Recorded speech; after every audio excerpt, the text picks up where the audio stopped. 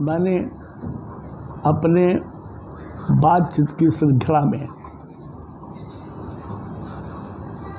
अपनी बात आपके सामने रखी है। वो प्रथम चरण की बात थी।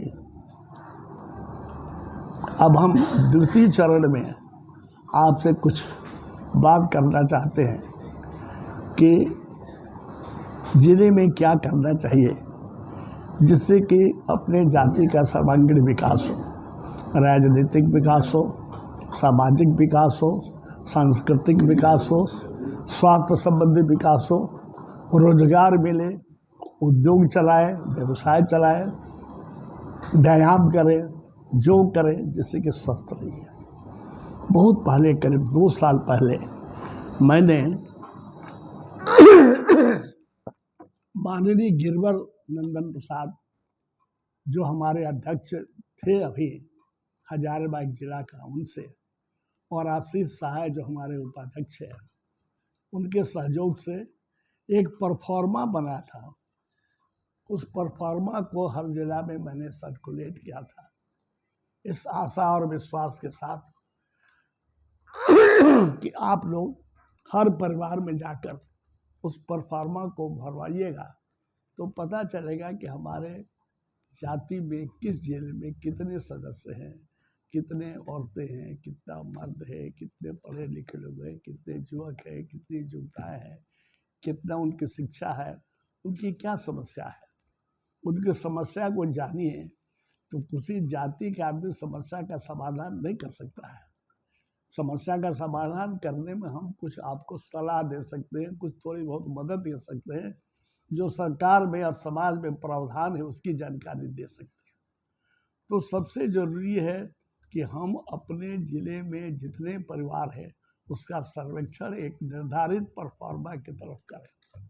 अगर परफॉर्मा नहीं है तो आप परफॉर्मा बना भी सकते हैं। उस परिवार का नाम, पता, टेलीफोन नंबर, सब कितने लोग हैं परिवार में, क्या उनकी शिक्षा है, अगर कोई शिक्षित है, नहीं रोजगार है तो उसको रोजगार संबंधित, क्या नौकरी है तो नौकरी संबंधित, स्वास्थ्य की समस्या, स्वास्थ्य, इसकी सारी जानकारी आपको मिलनी चाहिए। उससे मिल जाएगा तब आप जिले का एक प्लान बना सकते हैं। देखिए, सरकार भी क्यों 5 वर्ष का प्लान बनाती है, क्योंकि सरकार 5 वर्ष के लिए बनती है। आपके संस्था में अभी चुनाव में आज 5 वर्ष के लिए आप चुने गए हैं, तो आपके दिमाग में रहना चाहिए, आपकी कोई योजना रहनी चाहिए कि 5 वर्ष में जो हमारा जो समय है, इस समय में हम क्या करेंगे। तो जब तक इस समस्या के बारे में जानकारी नहीं होगी आप कुछ प्लान नहीं बना सकते। समस्या की जानकारी हो तो विभिन्न प्रकोष्ठों के जो अध्यक्ष आप नियुक्त करिएगा, मनोनीत करिएगा, उनकी देख रेख में कमेटी बनाइए। बहुत से आपके जिले में लोग होंगे जो कमेटी में नहीं है लेकिन बहुत जानकार है, वो चाहते हैं मदद करना, अपनी बात से, लोगों को सलाह से, अपने ज्ञान से लोगों को कैसे हम आगे बढ़ें, उनके साथ मिलिए, उनकी कमेटी बनाइए, उनसे लगातार निरंतर बातचीत में रहिए तो बता सकते हैं कि स्वास्थ्य के संबंध में क्या करें। मैंने एक योजना बना करके सब किसी को भेजा था कि आपके जिले में जितने डॉक्टर हैं, कायस्थ जितने होम्योपैथी के डॉक्टर हैं, आयुर्वेद के डॉक्टर हैं, एलोपैथी के डॉक्टर हैं, सबकी एक सूची तैयार करिए और अपने परिवार में जितने सदस्य हैं उनके लिए एक छोटा सा बना के दीजिए आइडेंटिटी कार्ड।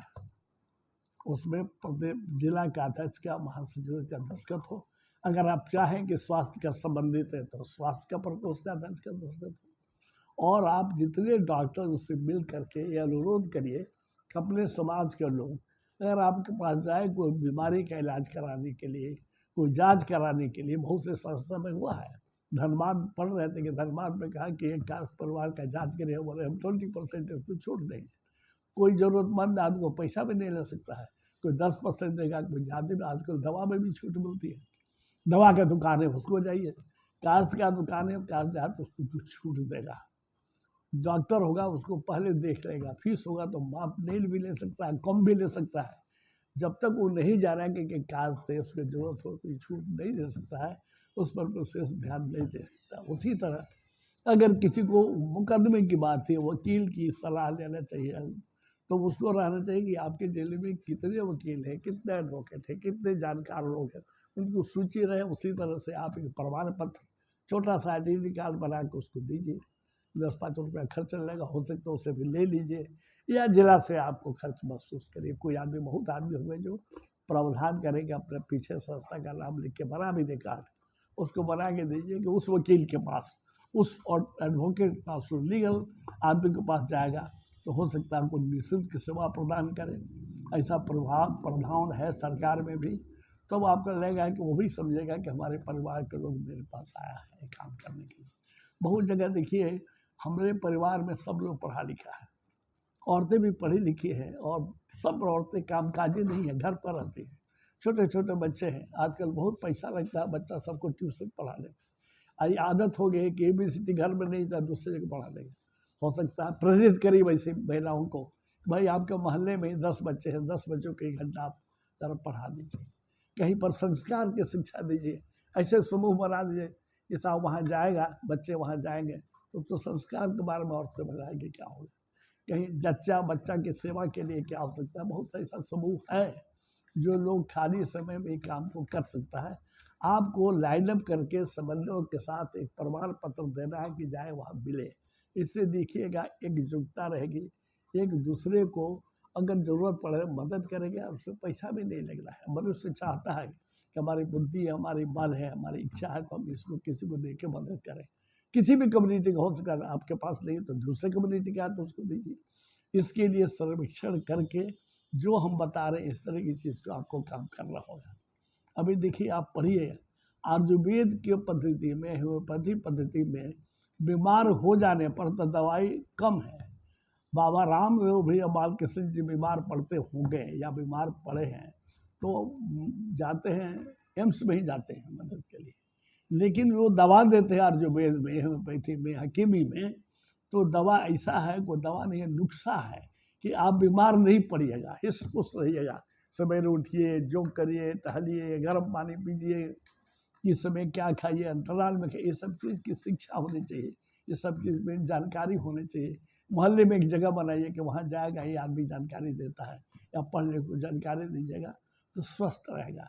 जो स्वस्थ रहेगा आदमी वही मस्त रहेगा। नहीं तो स्वास्थ्य, इतना दवाई का दाम है, इतना स्वास्थ्य की परवाही कठिन है, पैसा लगता है कि लोगों को बड़ी परेशानी होगी।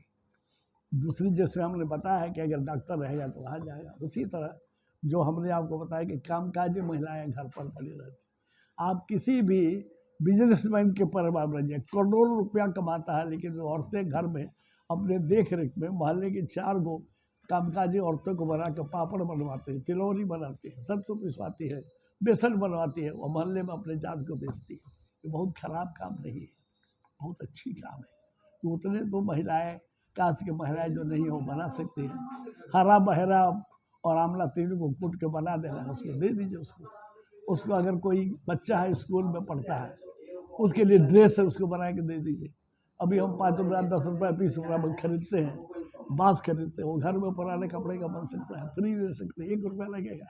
ये सब काम करने से समाज की सेवा भी होगी, और जो खाली समय महिलाएं भी अपने आप को व्यस्त समझेंगी, पढ़े लिखे, पढ़ाई करेंगे, देखेंगे, लेकिन इसमें कुछ आपको बनाने की जरूरत है, कुछ काम करने की जरूरत है। अभी लड़के पढ़ते हैं, अभी नई शिक्षा प्रणाली में शुरू से ही है कि क्या पढ़ेगा वो क्या पढ़ेगा, कहाँ जाएगा, रोजगार में जाएगा कि नौकरी में जाएगा, किस नौकरी में उसको सुविधा है। कैरियर काउंसलिंग के रखिए, जो लोग रिटायर्ड हैं, अवकाश प्राप्त है, घर में बैठे हैं, तो उनको एक कमेटी बना दीजिए। जरूरी है कि पदाधिकारी हो, ऐसा जरूरी नहीं है। और पदाधिकारी नहीं भी बनना चाहेगा, लेकिन इस काम के लिए समय देगा कि उसको कैरियर काउंसलिंग में समझाएगा कि भाई तुमको ये क्या पढ़ना चाहिए, कैसे तुमको रोजगार मिलेगी, कैसे तुम व्यवसाय में जाओगे। छोटा छोटा उद्योग है जो कि बहुत आसानी से मुद्रा बैंक से या मुद्रा लोन मिलता है छोटा छोटा काम करने के लिए। ये सब काम को करना चाहिए। तो हमारी जब तक आर्थिक स्थिति नहीं सुधरेगी तब तक हम आगे नहीं बढ़ सकते। इतना खर्चा हो गया पढ़ाई में, लिखाई में, दवा में, कपड़ा में, जूता में, कमीज में, जो है ये सब चीज़ के लिए अगर आपको रहेगा तो कम पैसे में आपका काम होगा। मैं आपको उदाहरण देता हूँ, अभी हम 2 तारीख को गए थे झुमरी तिलैया कोडरमा। हमने जिला के अध्यक्ष को कहा था, और अपने जो हमारे निवर्तमान अध्यक्ष हैं वो हमारे उपाध्यक्ष भी हैं, जहाँ हम ठहरे थे, हम गए थे एक शादी में, छतरा के प्रेसिडेंट साहब के लड़के की शादी थी, तो हम समझे कि शादी में जा रहे थे, भी काम हो, सबसे मिलजुल लें। हमको खुशी हुई कि 15-20 आदमी हमसे मिलने आए थे, उसमें एक आदमी मिला, बोला हम नौकरी करते हैं। सब आदमी बोला कि हम तो कोई व्यवसाय कर रहे हैं, कोई कपड़े का दुकान है, किसी का रेडीमेड दुकान है, कोई सीमेंट बेचता है, कोई गिट्टी का काम करता है।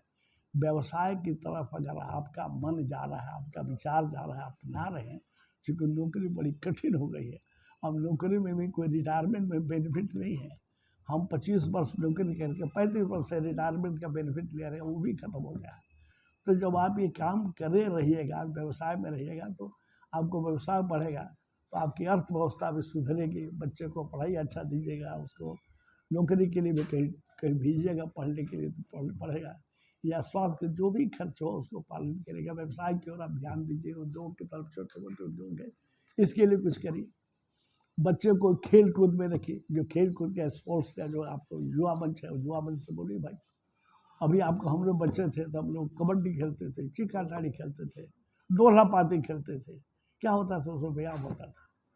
हमको याद है 50 में, 51 या 52 की बात होगी कि सिवान से तिवारी जी जाते थे, तो हमारे गांव में रिश्तेदारी थे, महीना में एक दफ़ा जाते थे। हमारे पिताजी कट्टर कांग्रेसी थे, उस समय सब लोग कांग्रेसी था, लेकिन शाखा में भेजते थे। शाखा में जाके कम से कम अनुशासन होता था, सिखाता था उठना बैठना। तो वो जानता कि शाखा का मतलब जाके शारीरिक रूप से, मानसिक रूप से स्वस्थ रहेगा। ये सब भी आगे बढ़ना चाहिए, काम करना चाहिए।